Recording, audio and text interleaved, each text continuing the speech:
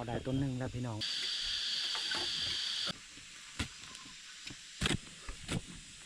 เอานี้ปลูกอย่างตัวนี้แหละ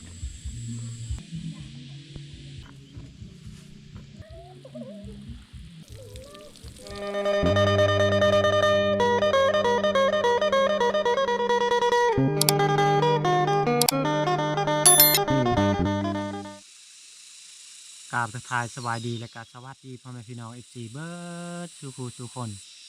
ใครที่เขามาเมืองมาชมสองของเฮาขอให้อยู่ดีมีแหงเด้อพ่อแม่พี่น้องสำหรับมื้อนี้เฮากับสีเขาปลาเขาปลาวันนี้ก็คือเราสิไปหาต้นไม้ที่กินมากเนาะสิไปสอหาแถวปลาตัวนี้แหละสิเขาไปเบิงเพราะว่าแต่ก่อนมีส่วนปูของเฮาอยู่นี่ไปสอกเบิงจะมีเขากาเขาทิมอยู่หันเขาสิไปขุดเอาตัวเกา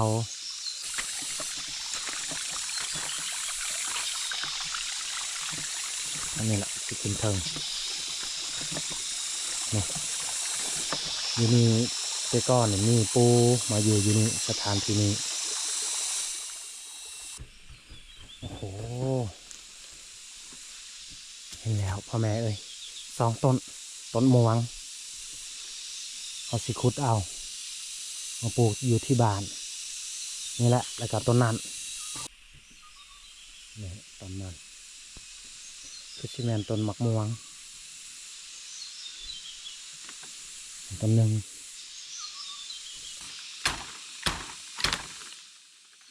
ตัดปลายมันออก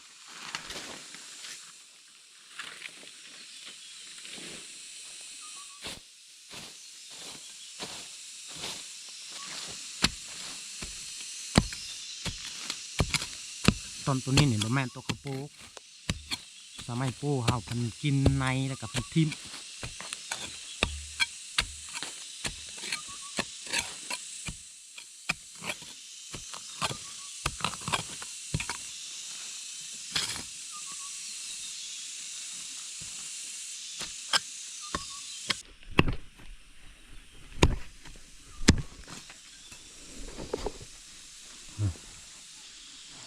เรียบร้อยตัดเอาซ้ำนี้แหละเพราะว่ามันเลิกเขาได้ต้นหนึ่งแล้วพี่น้องเลยยังจะได้ขุดต้นหนึ่งอีกเสียเอาจาก2 ต้น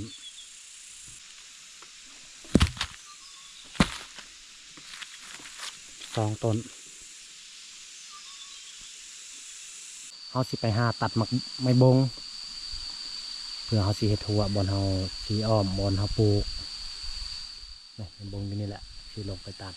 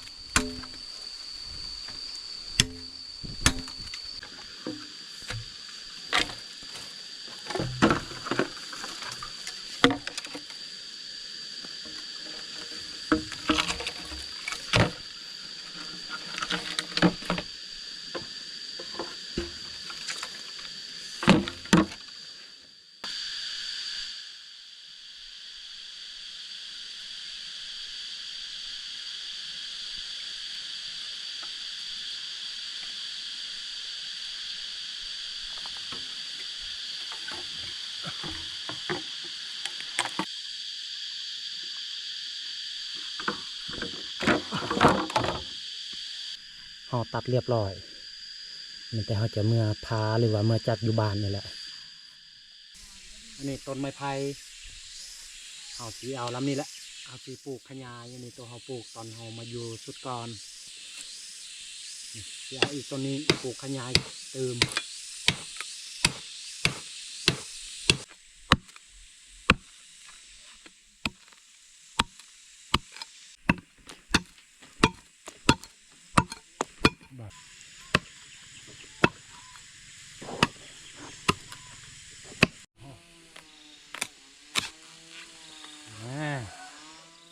แล้วพี่น้องแต่บ่ฮู้ว่ามันสิเป็นหรือบคือป่าเลย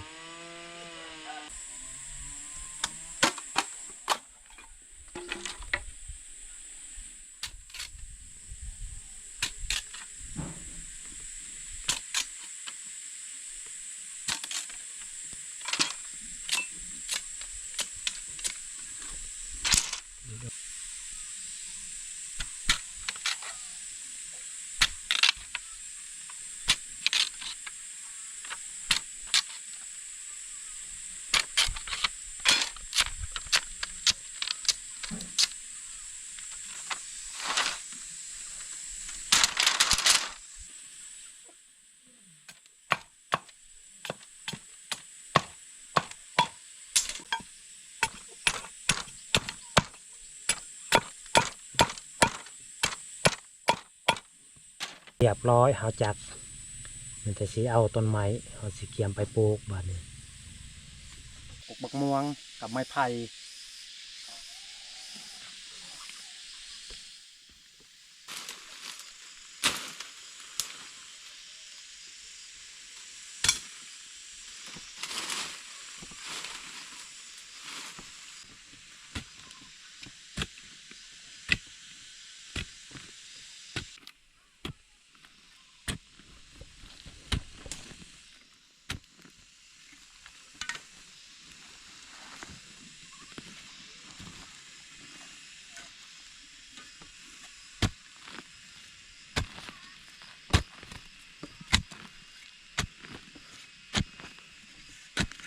ขุดไว้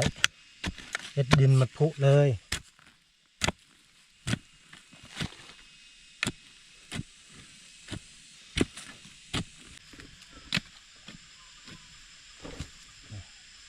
เอานี้ปลูก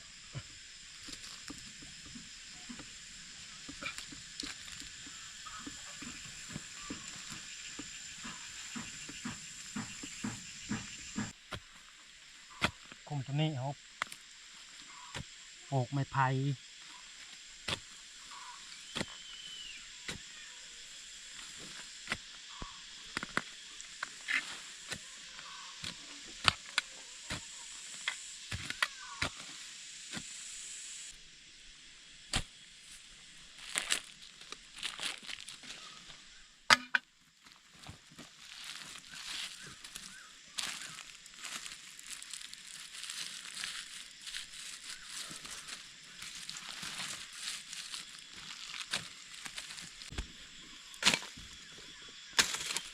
เรียบร้อยเขาปลูกพ่อแม่ถ้าว่าเขาได้แมวพันธุ์มือใหม่เขาก็ปลูกใหม่มื้อนี้เขาไปหาบ่ได้หลายเขาก็ปลูกสมี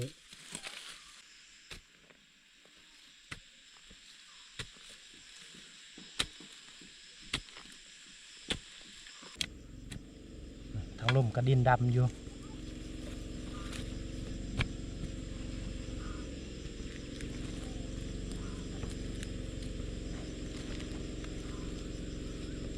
เรียบร้อยแต่เมื่อแรงเขาสิปลูกต้นมะเกียงกับหมากส้มโอยางอยู่4 ต้นนี่บ่ฮู้ว่าสิได้กินพ่อแม่นี่บริเวณนี้จะแม่นส่วนเฮานี่ตัวเฮามาปลูกปีกายย่างอยู่หันอีกต้นหนึ่งสีไปเสียหญ้านี่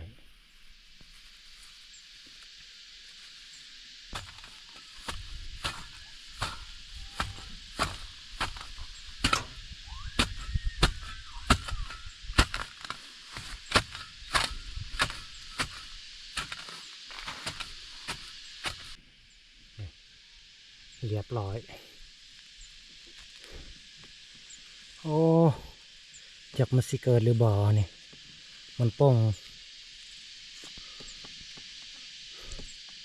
2-3 ใบตักน้ำไปหดต้นที่เขาปลูกใหม่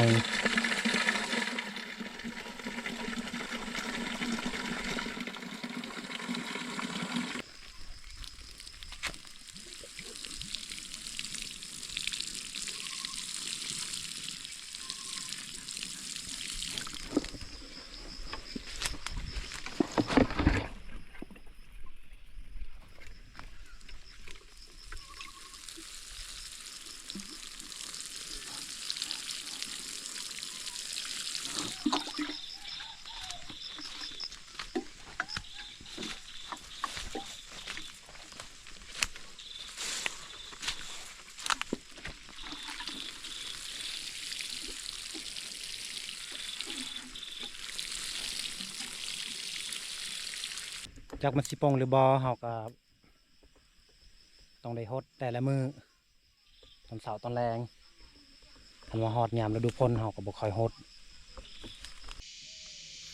เฮาขุดไว้เป็นคุมแล้วนี่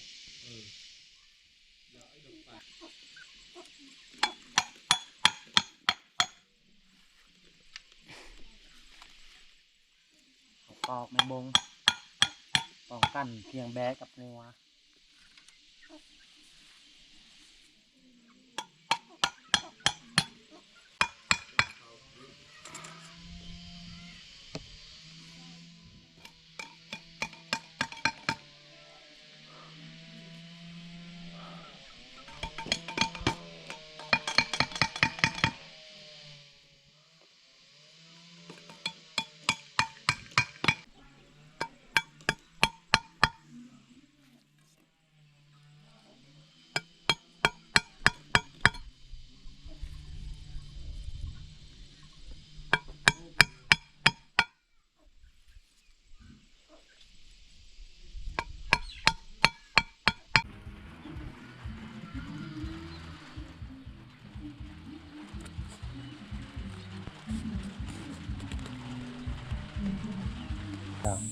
นี่แหละอันนี้จะแมนต้นมะเกียงสีเริ่มปลูกใส่คุมตัวเขาเห็ดไปมันจะเขียวในหนึ่งได้4 ต้นอยู่ไปเห็ดอันนี้เรียบร้อยพ่อแม่เขาสีเอานี่ลงก่อนสีปลูกใส่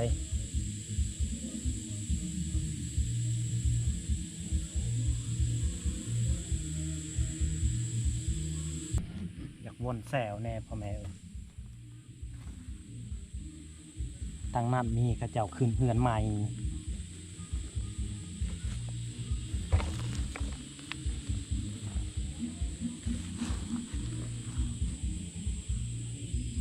จะน้อยทางหน้านี่เขาสีเอาพุนเป็นขี้ไก่ขี้แบะมาถมใส่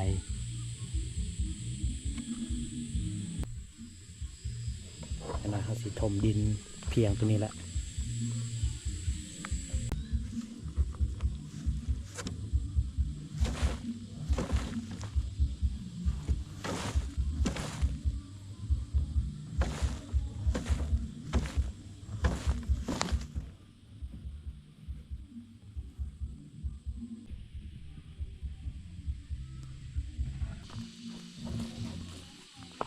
ใส่พุนขี้แกบ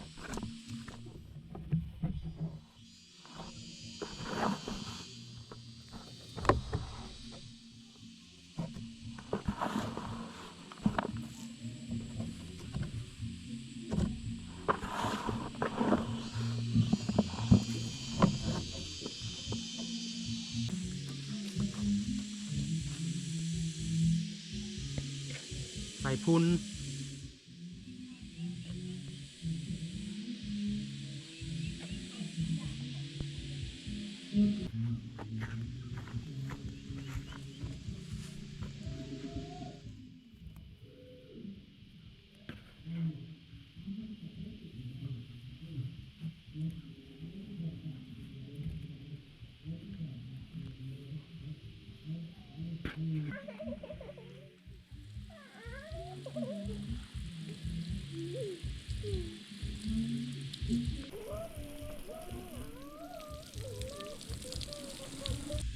ช่วงนี้เขาปลูกมะเกียงกันเรียบร้อยประมาณ4 คุม 5 คุมกับต้นมะม่วงประมาณ10 คุมสีเมื่อแต่งอยู่แต่งกินนี่แหละตอนนั้นจะมีคนคืนบาทใหม่อยากเวียงบนแซวแน่มือนี้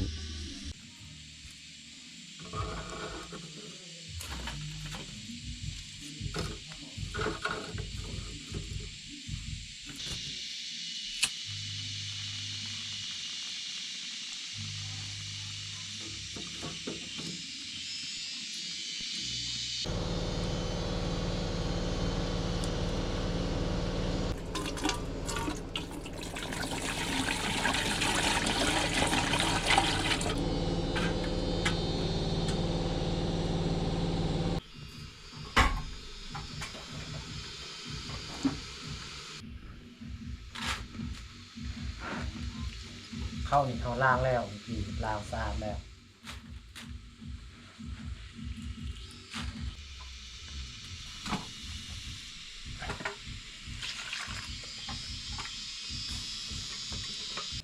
ออกเส้น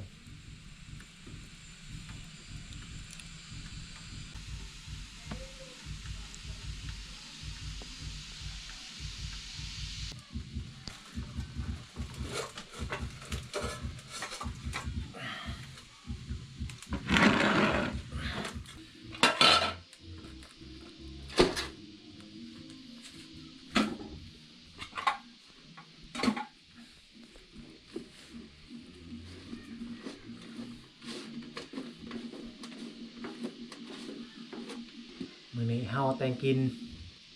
นำบ่พาเพิ่นไปให้คนเดียวเฮาก็อยู่บ้านปลูกผลไม้ยังอีกบ่แล้วยัง3-4 มื้อจังค่อยแล้ว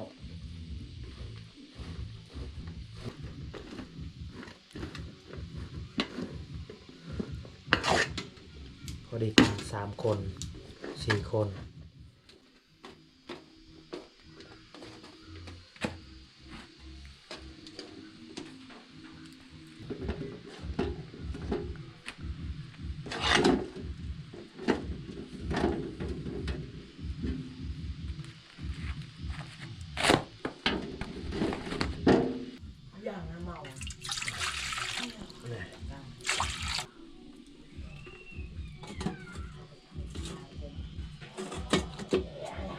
อาหารการกินแรงมื้อนี้ก็คือนี่แหละสีตำแจวเขียดนี่แหละใส่กับผักหน่อยนึง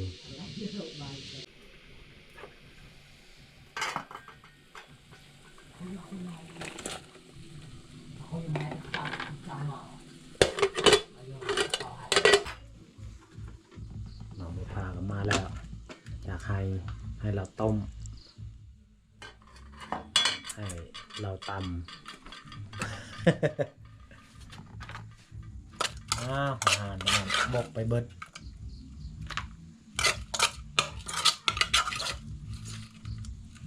ตำในน้ำได้จะนำใส่น้ำอุ่น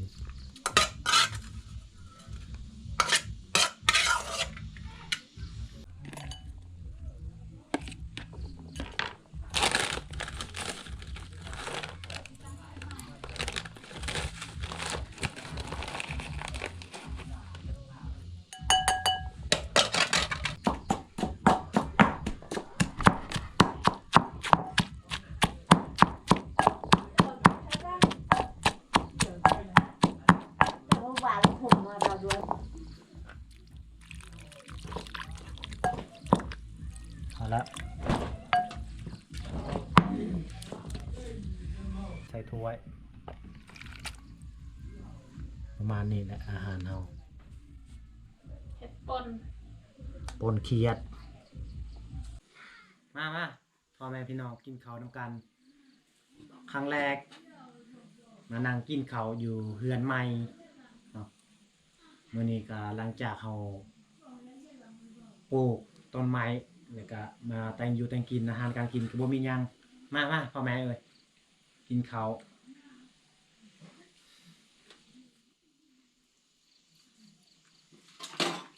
ตอนที่อย่างนี้ว่นแซวขนาดเพราะว่า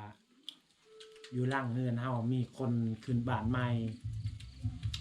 เนี่ยช่วงนี้ก็ยังได้ยินเสียงตู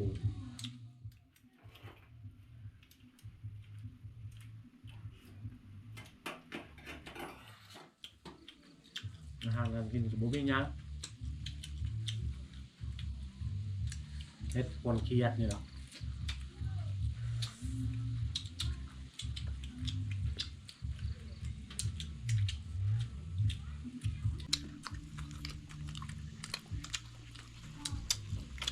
จำลูก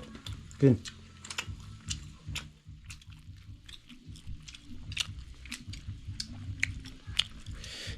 มีแจวกินแจว